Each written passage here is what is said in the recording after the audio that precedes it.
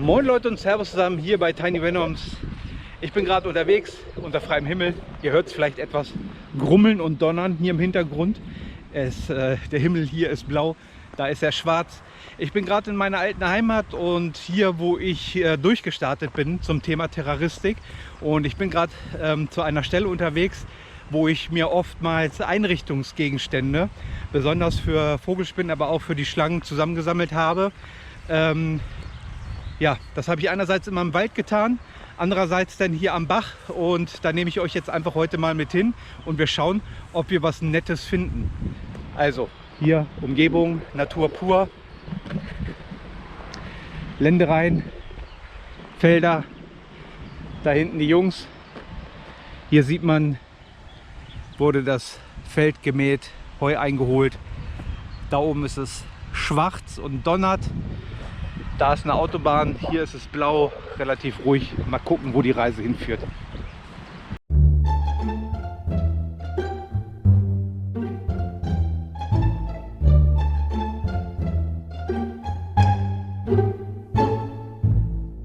Kann natürlich sein, dass ihr jetzt ein paar Windgeräusche bekommt, weil es wird gerade echt etwas stürmisch.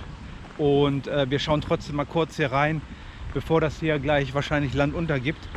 Und gucken, ob wir was Brauchbares finden, direkt am Bach beziehungsweise unter einer Brücke. Und ja, bin ich mal gespannt. Generell früher bin ich hier immer an den Bachlauf lang gegangen, der geht hier so quasi lang, und habe da alte trockene Hölzer genommen. Die fand ich immer ganz nett, zumal sie auch schon durchgetrocknet waren. Vielleicht finde ich da auf dem Rückweg noch was ich mal zeigen kann. Das habe ich super gerne genommen für kleinere Terrarien, ließ sich gut verarbeiten, also auch leicht sägen, und ja, war halt schon durchgetrocknet, war auch oftmals schon kein Leben mehr drin. Von daher, ja, hier Strommasten am Start. Und hier natürlich, ich habe hier nie irgendwie jetzt gesunde Bäume angesägt oder so, aber man sieht hier auch bei diesen Bäumen, die werden nicht großartig gepflegt, höchstens von der Gemeinde irgendwie. Ich weiß nicht, ob man das hier so erkennen kann, dann gehen wir gleich noch mal ran, wenn wir es schaffen. Ist so viel totes Holz, was hier ist, und das kann man meistens so schon abbrechen und zu Hause dann auf die gewünschte Länge sägen. So, hier sieht man eine Bachkreuzung. Hier wird er allerdings auch sehr schmal.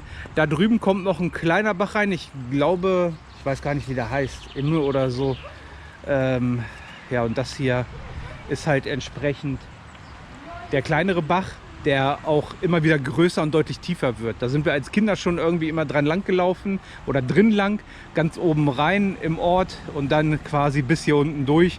Und teilweise stand uns das Wasser bis zum Hals. Natürlich waren wir da auch noch eine entsprechende Ecke kleiner. Aber jetzt schauen wir mal an der bekannten Ecke, wo immer mal wieder was angespült wurde, und schauen mal, ob wir da fündig werden. So, jetzt sind wir hier unter einer Brücke, ziemlich genau genommen unter einer Autobahnbrücke. Hier sieht man es, wie flach das teilweise ist. Aber wenn es natürlich auch durch Hochwasser oder starken Regen ist das hier bis über den Rand meistens gegangen. Und dementsprechend wurden dann auch viele Hölzer angespült, die so schon irgendwie lange im Bach waren. Und warum ich hier speziell immer nach Hölzern geschaut habe, hat einfach den Grund, weil diese Hölzer dann einfach wie sandgestrahlt schon fast waren, wenn die entsprechend lang schon im Wasser waren. Hier sieht man es, ja, ist heute jetzt nicht mehr so, aber hier sieht man zum Beispiel, da ist schon mal ein Stück, da kann ich gleich einen meiner Jungs mal reinschicken, die das rausholen. Und ja, ist jetzt ein unspektakuläres Stück natürlich, aber es ist auf jeden Fall eins, was man vielleicht noch zusätzlich mit reingeben könnte. Ne? Für meine Spinnen wäre das jetzt natürlich nichts, weil es einfach viel zu kräftig und zu stark ist. So, wenn man dann hier einmal rumschwenkt, dann sieht man hier, dass es hier noch einen zweiten Teil gibt. Hier unter der Autobahn, beziehungsweise hier an dieser Brücke. Und da sind auch immer Hölzer zu finden gewesen. Ja, und dann war hier durch diese Überschwemmung, die dann hier immer hochkamen, hier rum, zack, ist das dann auch hier immer voll kleiner Hölzer gewesen. Jetzt bin ich seit anno dazu mal wieder hier vor Ort, und der besagte Vorführeffekt zeigt, hier gibt es einfach nichts. Und hier gab es immer kleine nette Hölzer, lagen hier überall rum, hier vorne am Bach und auch hier. Das ist ein ganz witziger Boden auch, läuft sich ganz, ganz weiß, so wie so Art Lehmflocken einfach. Und ja, da gab es dann halt sowas hier. Ganz leicht durchgetrocknet. Man sieht es durch das Wasser. Ich gehe mal hier so ein bisschen ans Licht. Denn entsprechend gespült. Und ja, war super, ne? Also nur größer. Und das ist jetzt ein Stück, ein Rest davon. Das kann man fast schon so irgendwie... Nee, jetzt zu wenig Kraft in den Händen. Aber ihr seht's, und das habe ich tatsächlich so belassen. Also ich habe dieses Holz quasi genommen und habe es 1:1 einfach ins Terrarium getan. Bei allem, was aus dem Wald kommt, mache ich das natürlich nicht. Da sehe ich immer zu, dass ich gerade so Kotreste und so abspüle. Eigentlich habe ich alles, was ich ins Terrarium gegeben habe, nie 1:1 rausgenommen, sondern ich habe es einmal immer heiß abgespült. So richtig unter heißem Wasser. Und habe vorher geguckt, dass da die Asseln alle raus sind. Die habe ich dann meistens so ins Terrarium gegeben. Und ja, hier sieht man auch hier zum Beispiel ganz gut, hier oben, wie rund das schon ausgewaschen ist. Weiß nicht, nennt man das so? Vom Wasser, wenn das lang im Wasser lag oder unter Wasser, dass das hier so quasi wie angeschliffen ist. Ist nicht jedermanns Geschmack. Ich mag es allerdings sehr.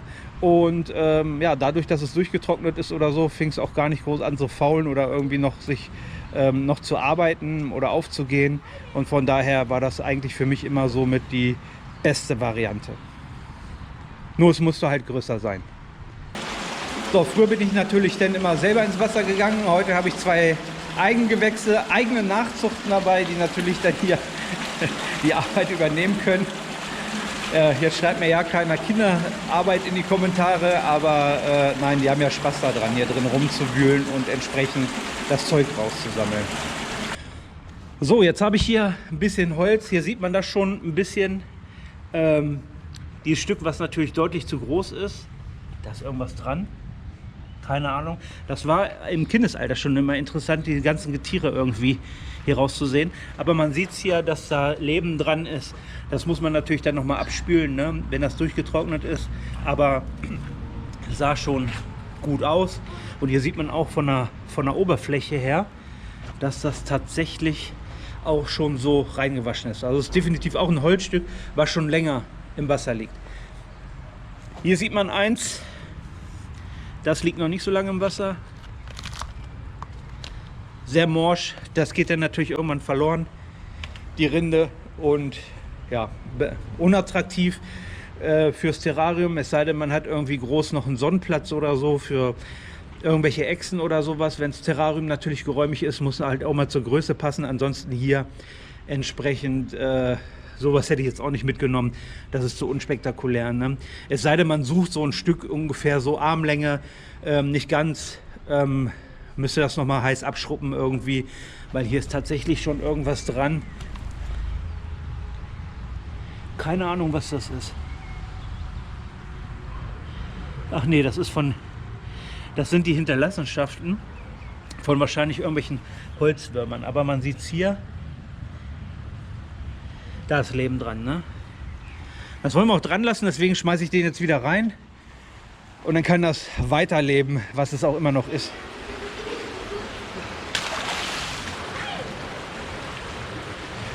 So, dann schauen wir trotzdem mal hier durch, weil meistens oder oftmals war es dann auch so, dass hier gute Stücke irgendwie auch in diesem Boden drin waren oder auch rausragten. Hier ist jetzt quasi erstmal nicht zu sehen. Und ja, hier vorne ein kleines Stück. Auch der Rest davon sieht man jetzt so nicht, nehme ich mal mit ins Licht.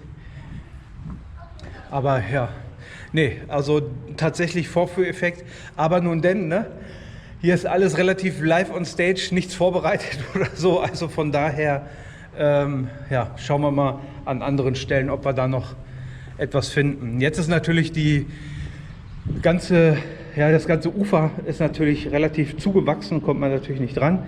Aber schauen wir mal. Hier sieht so das Stück aus wie das andere, was ich hier eben hatte.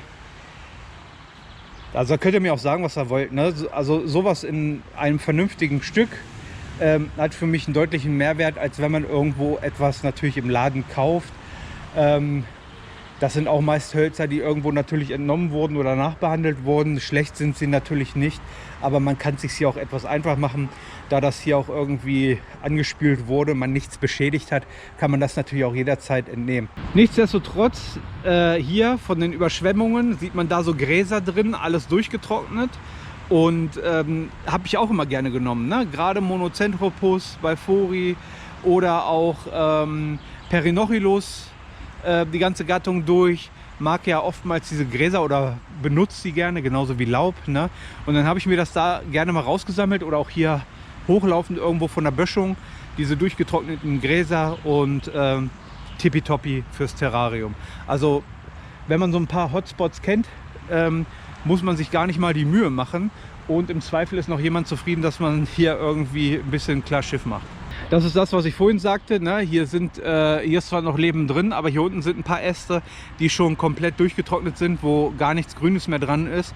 Kann man natürlich mal eben schnell mit einer Säge absägen, sauber, oder meistens schon reicht etwas Kraftaufwand und dann hat man so einen Ast auch schon in der Hand.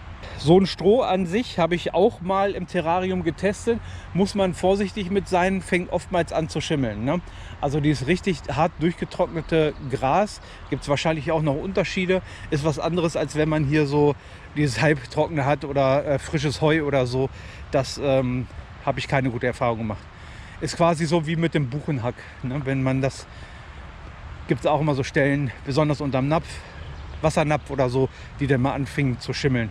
Hier oben sieht man auch ganz viel angespültes, da, ich weiß nicht, ob man es sehen kann, von ganz feinem Gehölz, was sich auch gut zur Struktur, zum Beispiel für Perinochilus oder auch Monocentropus einbringen ließe. Da muss man halt immer ein bisschen gucken und das war alles angeschwemmt. Wie gesagt, konnte sich keiner beschweren, dass man das wegnimmt. Hier ist auch das Feld, wo ich die ersten Maulwurfshügel immer ausgehoben habe. Hier sagt man natürlich heute nicht mehr. Vor 20 Jahren hat man noch gesagt, nein, Maulwurfserde, Maulwurfserde. Heute wissen wir, dass wir damit ganze Tunnelsysteme dicht machen oder Belüftungen kaputt machen. Ich habe mich damit noch gar nicht so befasst, aber nun denn. Hier sieht man das zum Beispiel, was ich meinte.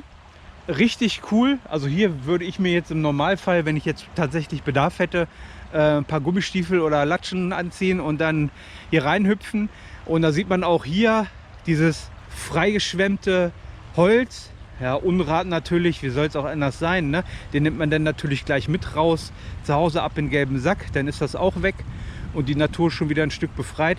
Aber hier ist so ein schönes Stück, ne? Dieses große oder auch hier dieses mit diesem Winkel da drin, finde ich einfach super. Und davon kann man sich auch mehrere dann natürlich zurechtschneiden, hintenrum mit einem Winkel irgendwie positionieren oder so, ist richtig gut. Ach ja, hier, schau mal. Habe ich noch gar nicht gesehen. Sowas hier muss neu sein, ne? So ein halbmobiler Hochsitz. Na gut, der kann natürlich hier sein Wild schießen. Aber hier, sowas finde ich total klasse. Also, und da beschwert sich natürlich auch keiner, wenn man das wegnimmt, ne? Weil das ist Unrat und das ist auch Müllentsorgung da. Macht immer einen guten Eindruck, wenn man im Wald ist und sich da was rausholt. Dann hat man eine Tüte dabei, ein bisschen Müll aufgesammelt. Den findet man ja leider Gottes auch immer wieder. Als kleiner Nachtrag für die Maulwurfshügel, also wenn ich mir das hier so anschaue, dann macht es natürlich nichts. Also hier ist so ein kleiner, den man hier sieht, aber hier sind lauter plattgefahren. Ne? Wenn ich jetzt da mit einem Spaten oder einer Schaufel reingehen würde, dann wäre das natürlich kein Problem. Hier sind aber auch manchmal Nutztiere drauf und wenn ich hier überall meine Löcher mache und die umknicken und sich die Haxen brechen, dann landen sie wahrscheinlich schon eher auf dem Teller, als ihnen eigentlich lieb ist. Das ist natürlich auch nicht Sinn der Sache, ne? Aber regelrecht, gerade wenn so Maulwurfshügel weggemacht werden oder so, dann ja, wird ja die Arbeit auch, beziehungsweise die Erde dann natürlich auch abgetragen. Die kann man dann natürlich auch nutzen, ne? Wobei das meistens eher so Richtung Mutterboden geht. Und da gibt es oftmals auch Baustellen. Viele Leute verschenken das, sagen, hol dir eine Schubkarre weg oder so. Ist natürlich auch eine gute Alternative. So, hier ist auch so ein klassischer Spot gewesen, wo ich immer dran gegangen bin und habe entsprechend hier so kleines Zeug rausgeholt. Aber auch hier ist heute nichts zu holen, also keine Ahnung. Entweder gibt es hier schon Terrarianer, neue, oder keine Ahnung was. Ja, hier auch überall, da bin ich an einem Bach immer lang. Und wie gesagt, also im Wald findet man auch gute Stücke. Und die sind oftmals sehr moderig und Weiß nicht, sieht man diese Forelle da? Dieser Bach ist hier voll mit Bachforellen. Und wie gesagt, ich habe lieber das hier. Im Wald ist meistens, wie gesagt, sehr modrig. Und ja, muss man gucken, was einem da am besten gefällt. Ne? Also ich habe es dann oftmals noch irgendwie im Keller durchtrocknen lassen oder auf dem Dachboden. Hier ist auch so Gestrüpp. Wenn man mal so Fisselkram brauchte, kann man sich gut ran bedienen. Wie gesagt, man reißt da nichts auseinander. Hier auch so ein klassisches Stück. Jo, sowas, wie ich quasi suchen würde. Das nehme ich mal mit. Das ist ganz nett. Das kann man dann hier kappen und hier oben vielleicht ein bisschen. Man hier wie so ein kleines Y-Stück und auch von der Konsistenz her. Hier ist noch richtig Feuchtigkeit drin. Das merkt man natürlich gleich am Gewicht. Aber tippitoppi. Also finde ich richtig gut. Kann man denn so ineinander stellen oder auch im Zweifel verschrauben. Muss man hier natürlich aufpassen, dass man dann ein Loch mal vorbohrt. Weil wenn man jetzt hier so eine lange Spackschraube durchhaut, dann springt einem das in zwei Teile.